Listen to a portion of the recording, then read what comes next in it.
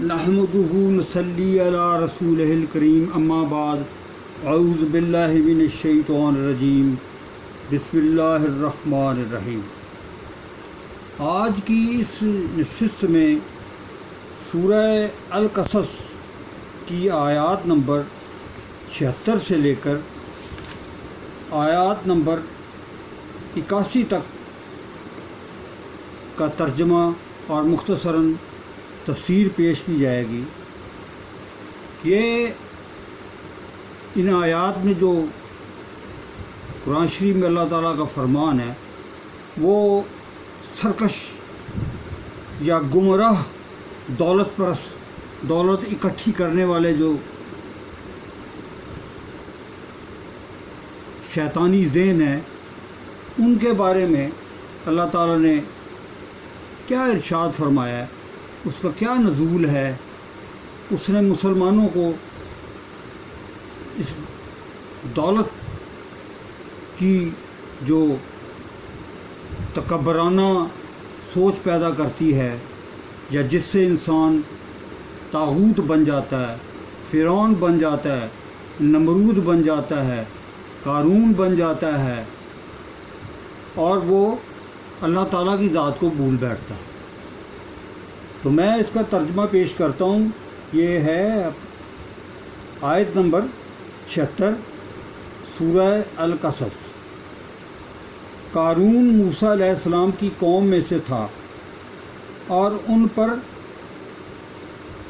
سرکشی کرتا تھا، اور ہم نے اس کو اتنے خزانے دیے تھے کہ ان کی کنجیاں ایک طاقتور جماعت کو اٹھانی مشکل ہوتی تھی۔ جب اس سے اس کی قوم نے کہا کہ تکبر مت کیجیے یا اترائیے نہیں، کہ اللہ تعالیٰ اترانے والوں یا تکبر کرنے والوں کو پسند نہیں کرتا ہے، اور جو مال تم کو اللہ تعالیٰ نے عطا فرمایا ہے اس سے آخرت کی بھلائی طلب کیجیے اور دنیا سے اپنا حصہ نہ بھلائیے، اور جیسے اللہ تعالیٰ نے تم سے بھلائی کی ہے ویسی ہی تم لوگوں سے بھلائی کرو، اور ملک میں طالب فساد نہ ہو، کیونکہ اللہ تعالیٰ کو فساد کرنے والوں کو دوست نہیں رکھتا ہے۔ اس نے کہا، یعنی کہ فرعون نے کہا کہ یہ مال میں نے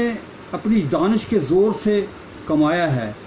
کیا اس کو معلوم نہیں کہ اللہ تعالیٰ نے اس سے پہلے بہت سی امتیں جو اس سے قوت میں بڑھ کر اور جمعیت میں بیشتر تھی ہلاک کر ڈالی ہیں، اور گناہ گاروں سے ان کے گناہوں کے بارے میں پوچھا تک نہیں جائے گا۔ آیت نمبر 79 میں ہے، تو ایک روز قارون بڑی آرائش اور ٹھاٹھ باٹھ سے اپنی قوم کے سامنے نکلا، اور جو لوگ دنیا کی زندگی کے طالب تھے کہنے لگے کہ جیسا مال و متاع یا مال و دولت قارون کو ملا ہے کاش ایسا ہمیں بھی ملے، وہ تو بڑا ہی صاحب نصیب ہے۔ اور جن لوگوں کو علم دیا گیا تھا وہ کہنے لگے کہ تم پر افسوس ہے مومنوں اور نیکوکاروں کے لیے، جو صاحب اللہ تعالیٰ کے ہاں تیار ہے وہ کہیں بہت زیادہ بہتر ہے، وہ صرف صبر کرنے والوں ہی کو ملے گا۔ تو اللہ تعالیٰ کہتا ہے پس ہم نے قارون کو اور اس کے گھر والوں کو زمین میں دھسا دیا، تو اللہ تعالیٰ کے سوا کوئی جماعت اس کی مددگار نہ ہو سکتی اور نہ وہ کسی قسم کا بدلہ لے سکتی۔ تو یہ میں نے ترجمہ پیش کیا آپ کے سامنے، تو اس کی ذرا مختصر سی میں آپ کے سامنے تفسیر بھی بیان کیے دیتا ہوں تاکہ آپ کے ذہن میں رہے کہ جو سرکش ہیں یا حرام کی دولت اکٹھی کرنے والے ہیں ان کے بارے میں اللہ تعالیٰ نے کیا قرآن شریف میں، اس میں کسی عالم دین کا یا کسی کتب کا، کسی غوث کا یا کسی اور عالم دین، کسی قسم کا مشائخ کا، کسی کا بھی اس میں عمل دخل نہیں ہے کسی قسم کا۔ اس میں صرف خالصتاً اللہ تعالیٰ کی ذات کا فرمان ہے جو کہ آپ کے سامنے پیش کیا جا رہا ہے۔ قارون کا نام یہودی کتابوں میں قورہ بیان کیا گیا ہے، وہ حضرت موسیٰ علیہ السلام کا چچا زاد بھائی تھا۔ حضرت موسیٰ علیہ السلام اور قارون کے والد باہم سگے بھائی تھے۔ یہ شخص بنی اسرائیل میں سے ہونے کے باوجود فرعون کے ساتھ جا ملا تھا اور اس کا مقرب بن کر اس حد کو پہنچ گیا تھا کہ موسیٰ علیہ السلام کی دعوت کے مقابلے میں فرعون کے بعد مخالفت کے جو دو سب سے بڑے سرگنے تھے ان میں سے ایک یہی قارون تھا۔ قارون اپنی قوم سے باغی ہو کر اس دشمن کا پٹھو بن گیا تھا جو بنی اسرائیل کو جڑ بنیاد سے ختم دینے پر تلی ہوئی تھی، اور اس قومی غداری کی بدولت اس نے فرعونی سلطنت میں یہ مرتبہ حاصل کر لیا تھا کہ حضرت موسیٰ علیہ السلام فرعون کے علاوہ مصر کی جن دو بڑی شخصیات کی طرف بھیجے گئے تھے وہ دو ہی تھیں، ایک فرعون کا وزیر حامان اور دوسرا یہ اسرائیلی سیٹ قارون۔ باقی سب آیان سلطنت اور درباری سے کمتر درجہ رکھتے تھے جن کا خاص طور پر نام لینے کی ضرورت نہ تھی۔ قارون کی یہی پوزیشن سورہ عنکبوت کی آیت نمبر 39 میں بھی بیان کی گئی ہے۔ یہودی روایات سے معلوم ہوتا ہے کہ یہ شخص غیر معمولی دولت کا مالک تھا، حتیٰ کہ اس کے خزانوں کی کنجیاں اٹھانے کے لیے 300 خچر درکار ہوتے تھے۔ یہ بیان اگرچہ انتہائی مبالغہ انگیز معلوم ہوتا ہے، لیکن اس سے یہ بھی معلوم ہو جاتا ہے کہ اسرائیلی روایات کی روح سے بھی قارون اپنے وقت کا بہت بڑا دولت مند شخص تھا۔ جس آدمی کے پاس دولت ہو اس کے گرد لازمی طور پر دنیا کی رونق جمع ہو جاتی ہے۔ اس کو دیکھ کر بہت سے نادان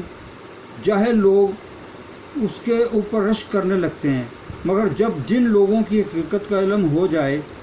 ان کو یہ جاننے میں دیر نہیں لگتی کہ یہ محض چند دن کی رونق ہے، اور جو چیز چند روزہ ہو اس کی کوئی قیمت نہیں ہوتی ہے۔ علم حقیقت میں اس دنیا میں سب سے زیادہ قیمتی چیز ہے، مگر علم حقیقت کا مالک بننے کے لیے صبر کی صلاحیت درکار ہوتی ہے، یعنی خارجی حالات کا دباؤ قبول نہ کرتے ہوئے اپنا ذہن بنانا پڑتا ہے، غیر ضروری چیزوں سے غیر متاثرہ رہ کر سوچنا پڑتا ہے، وقتی کشش کی چیزوں کو نظر انداز کر کے رائے قائم کرنا پڑتی ہے۔ یہ بلا شبہ صبر کی مشکل ترین قسم ہے، مگر اسی مشکل ترین امتحان میں پورا اترنے کے بعد آدمی کو وہ چیز ملتی ہے جس کو علم اور حکمت کہا جاتا ہے۔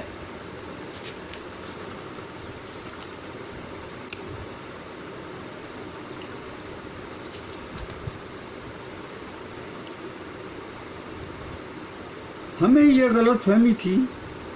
کہ دینی خوشحالی اور دولت مندی ہی فلاح ہے، اسی وجہ سے ہم یہ سمجھے بیٹھے تھے کہ قارون بڑی فلاح پا رہا ہے، مگر اب پتہ چلا کہ حقیقی فلاح کسی اور ہی چیز کا نام ہے اور وہ کافروں کو نصیب نہیں ہوتی۔ قارون کے قصے کا یہ سبق آموز پہلو صرف قرآن شریف ہی میں بیان ہوا ہے، بائبل اور تلمود دونوں میں اس کا کوئی ذکر نہیں ہے۔ البتہ ان دونوں کتابوں میں جو تفصیلات بیان ہوئی ہیں ان سے یہ معلوم ہوتا ہے کہ بنی اسرائیل جب مصر سے نکلے تو یہ شخص بھی اپنی پارٹی سمیت ان کے ساتھ نکلا تھا، اور پھر اس نے حضرت موسیٰ علیہ السلام اور ہارون علیہ السلام کے خلاف ایک گہری سازش کی تھی جس میں 250 آدمی شامل تھے۔ آخرکار اللہ تعالیٰ کا غضب اس پر نازل ہوا اور یہ اپنا گھر بار اور مال اسباب سمیٹ کر زمین میں دھنس دیا گیا۔ تو یہ آپ کے سامنے جو دولت پرست ہیں، جو ناجائز طریقے سے ناجائز ذرائع سے صرف دولت پرستی ہے، ان کا مدعا یہ ہوتا ہے کہ بس دولت بڑھاتے جاؤ۔ وہ یہ سمجھتے کہ شاید یہ دولت جو ہے نا یہی سب کچھ ہے، یعنی کہ وہ ان کو اتنا معلوم ہی نہیں ہوتا کہ ہمارے پاس کتنی دولت ہے اور وہ کہاں خرچ کریں۔ تو یہ جائز طریقے سے جو دولت کمانا، اس کے لیے اسلام نے کوئی کسی کی قدغن نہیں لگائی، کوئی پابندی نہیں لگائی ہے، لیکن حرام کی دولت ہے اور اس پہ تکبر کرنا، پھر ایک تو آپ بے تحاشا بے دریغ دولت کما رہے ہیں، لوٹ مار کر رہے ہیں، یعنی کہ غریبوں کا خون چوس چوس کے اور آپ دولت اکٹھی کر رہے ہیں، اور پھر اس کے اوپر سرکشی ہے، تکبر ہے، تو اللہ تعالیٰ ذات و پسند نہیں ہے، تو اللہ تعالیٰ ایسوں کو زمین میں دھسا دیتا ہے۔ ان کے دولت سمیت دھسا دیتا ہے۔ تو اس پہ آپ میرا جو بیان ہے مجھ سے اگر کوئی غلطی ہو گئی ہو تو میں معافی چاہتا ہوں۔ آپ اس پہ غور و فکر کریں اور دیکھیں کہ دولت پرستی جو ہے وہ کتنا بڑا نقصان ہے اس کا۔